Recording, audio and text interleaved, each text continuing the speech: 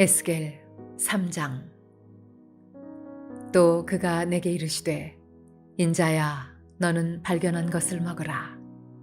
너는 이 두루마리를 먹고 가서 이스라엘 족속에게 말하라 하시기로 내가 입을 벌리니 그가 그 두루마리를 내게 먹이시며 내게 이르시되 인자야 내가 내게 주는 이 두루마리를 네 배에 넣으며 네 창자에 채우라 하시기에 내가 먹으니 그것이 내 입에서 달기가 꿀 같더라. 그가 또 내게 이르시되 인자야 이스라엘 족속에게 가서 내 말로 그들에게 고하라. 너를 언어가 다르거나 말이 어려운 백성에게 보내는 것이 아니요 이스라엘 족속에게 보내는 것이라. 너를 언어가 다르거나 말이 어려워 내가 그들의 말을 알아듣지 못할 나라들에게 보내는 것이 아니니라. 내가 너를 그들에게 보냈다면 그들은 정녕 내 말을 들었으리라. 그러나 이스라엘 족속은 이마가 굳고 마음이 굳어 내 말을 듣고자 아니하리니 이는 내 말을 듣고자 아니함이니라. 보라, 내가 그들의 얼굴을 마주보도록 내 얼굴을 굳게 하였고 그들의 이마를 마주보도록 내 이마를 굳게 하였으되 내 이마를 화석보다 굳은 금강석같이 하였으니 그들이 비록 반역하는 족속이라도 두려워하지 말며 그들의 얼굴을 무서워하지 말라 하시니라. 또 내게 이르시되 인자야 내가 내게 이를 모든 말을 너는 마음으로 받으며 귀로 듣고 사로잡힌 내 민족에게로 가서 그들이 듣든지 아니 듣든지 그들에게 고하여 이르기를 주 여호와의 말씀이 이러하시다 하라. 때 주의 영이 나를 들어올리시는데 내가 내 뒤에서 크게 울리는 소리를 들으니 찬송할지어다 여호와의 영광이 그의 처소로부터 나오는도다 하니 이는 생물들의 날개가 서로 부딪히는 소리와 생물 곁에 바퀴 소리라. 크게 울리는 소리더라. 주의 영이 나를 들어올려 데리고 가시는데 내가 근심하고 분한 마음으로 가니 여호와의 권능이 힘있게 나를 감동시키시더라. 이에 내가 데라빕에 이르러 그 사로잡힌 백성 곧 그발강가에 거주하는 자들에게 나아가 그 중에서 두려워 떨며 7일을 지내니라. 7일 후에 여호와의 말씀이 내게 임하여 이르시되 인자야 내가 너를 이스라엘 족속의 파수꾼으로 세웠으니 너는 내 입의 말을 듣고 나를 대신하여 그들을 깨우치라. 가령 내가 악인에게 말하기를 너는 꼭 죽으리라 할 때에 내가 깨우치지 아니하거나 말로 악인에게 일러서 그의 악한 길을 떠나 생명을 구원하게 하지 아니하면 그 악인은 그의 죄악 중에서 죽으려니와 내가 그의 핏값을 내 손에서 찾을 것이고 내가 악인을 깨우치되 그가 그의 악한 마음과 악한 행위에서 돌이키지 아니하면 그는 그의 죄악 중에서 죽으려니와 너는 내 생명을 보존하리라. 또 의인이 그의 공의에서 돌이켜 악을 행할 때에는 이미 행한 그의 공의는 기억할 바 아니라 내가 그 앞에 거치는 것을 두면 그가 죽을지니 이는 내가 그를 깨우치지 않음이니라. 그는 그의 죄 중에서 죽으려니와 그의 핏값은 내가 내 손에서 찾으리라.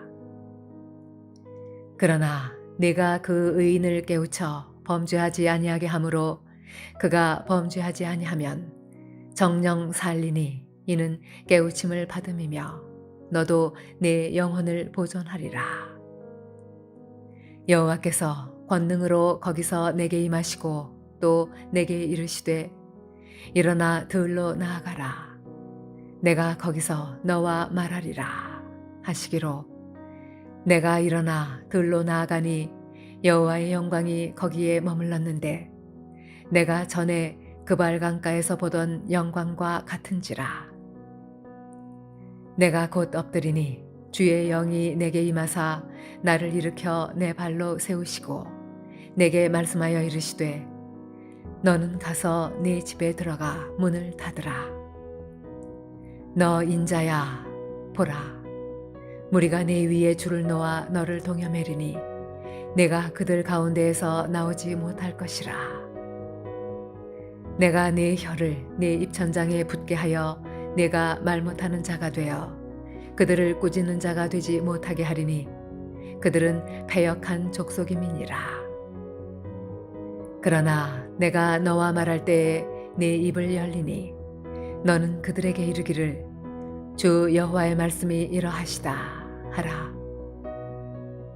들을 자는 들을 것이요 듣기 싫은 자는 듣지 아니하리니 그들은 반역하는 족속임이니라.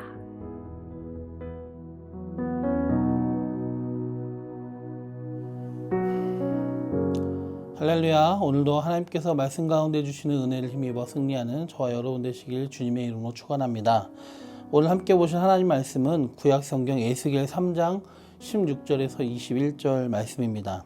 선지자 에스겔은 바벨론 포로된 선민들에게 그런 범죄한 백성에 대한 심판과 그 이후의 회복의 은혜를 선포하고 더 나아가서 종말론적인 하나님 나라의 비전에 대한 이상을 선포하고 있습니다.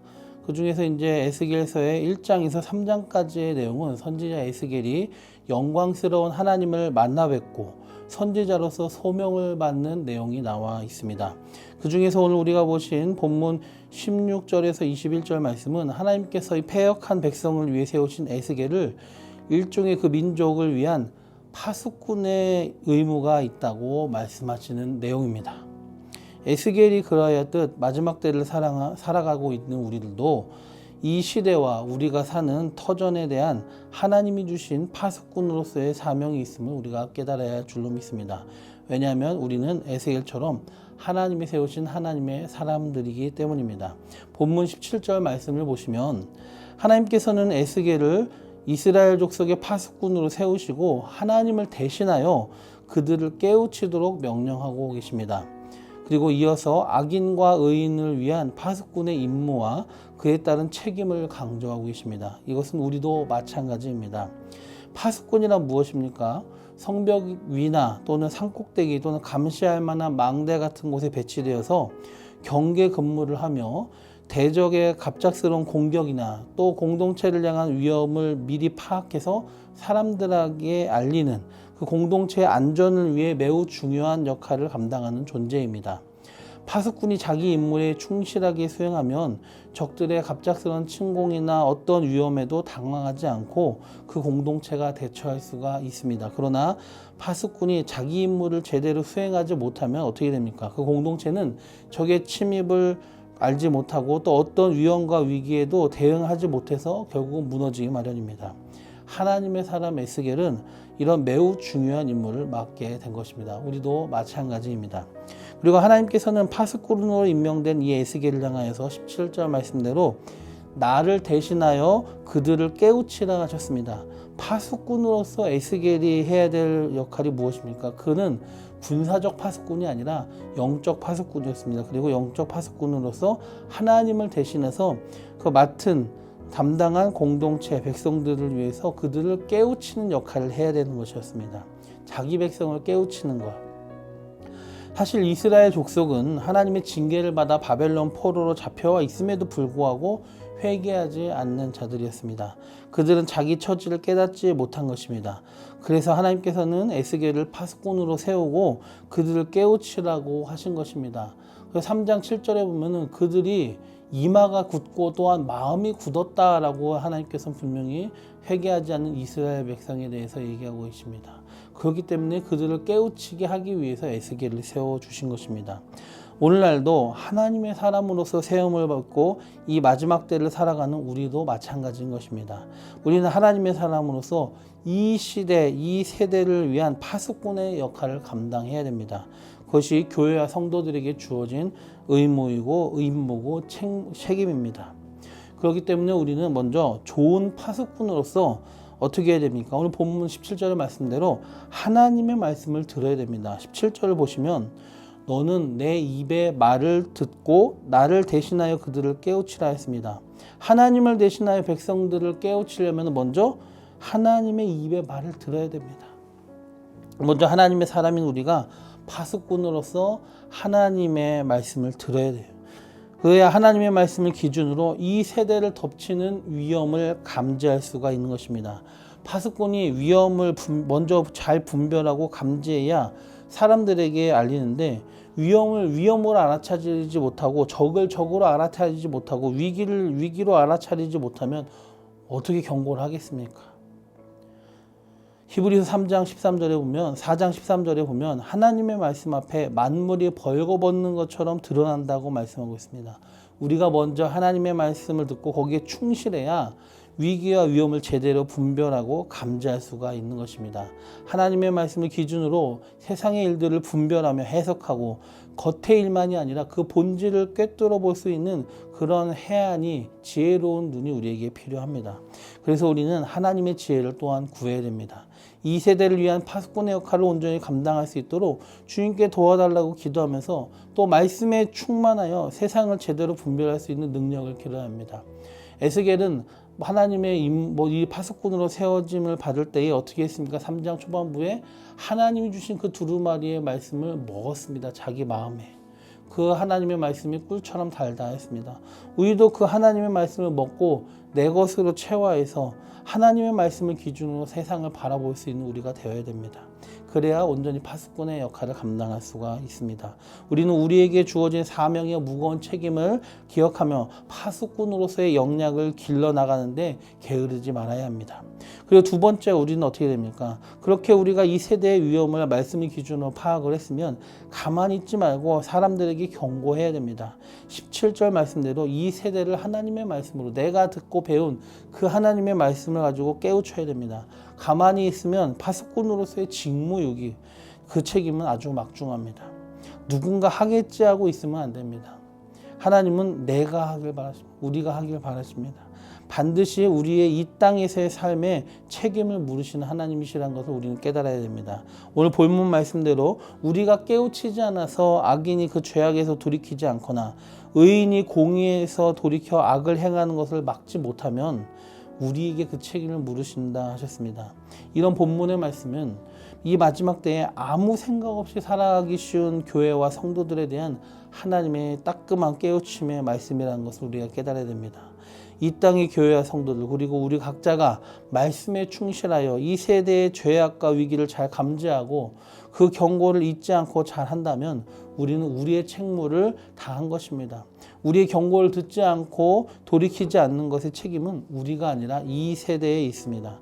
그러나 만약 우리가 입을 다물고 파수꾼의 역할을 감당하지 않고 있는다면 그 책임은 바로 우리에게 있는 것입니다. 아무쪼록 우리가 알고 우리가 만나는 모든 사람들에게 하나님을 떠난 이 세대의 악함과 잘못된 모습에 대해 경고하여 깨우쳤으면 좋겠습니다.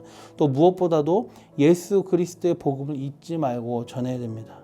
그리하여 파수꾼의 책무를 잘 감당하여 마지막 날 주님 오실 때에 착하고 충성된 종으로 인정받고 상급을 받는 우리 모두가 되시길 주님의 이름으로 축원합니다. 기도드리겠습니다. 주님, 이 마지막 때에 에스겔을 세워주신 것처럼 이 땅에 우리를 세워주셔서 너무도 감사합니다.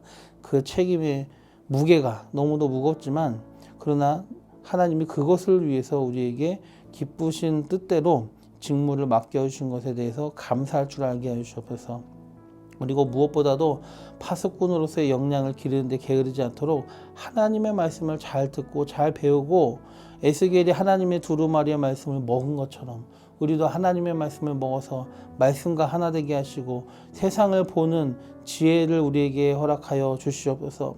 그리하여서 죄악된 세상의 그 잘못된 것들을 잘 깨닫고 파수꾼이 위기를 감지하듯이 이 세대가 당면한 그 위기의 본질을 깨닫게 하시고 사람들에게 경고할 수 있는 우리가 되게 하여 주옵소서. 무엇보다도 예수 그리스도의 복음을 온 땅에 전해야 되는 예수 제자로서의 책임, 파수꾼으로서의 책임을 저희들이 정말로 내팽개치지 않게 하여 주시옵소서. 아무 생각 없이 그저 우리의 삶을 살아가는 데만 그치지 않게 하시고 파수꾼으로서의 책무를 잘 감당하여서 마지막 날 주님 오실 때 착하고 충성된 종이라 칭찬받고 상을 받는 주님의 모든 종 되게 하여 주시옵소서. 주님의 이름으로 간절히 소원하며 기도드리옵나이다. 아멘.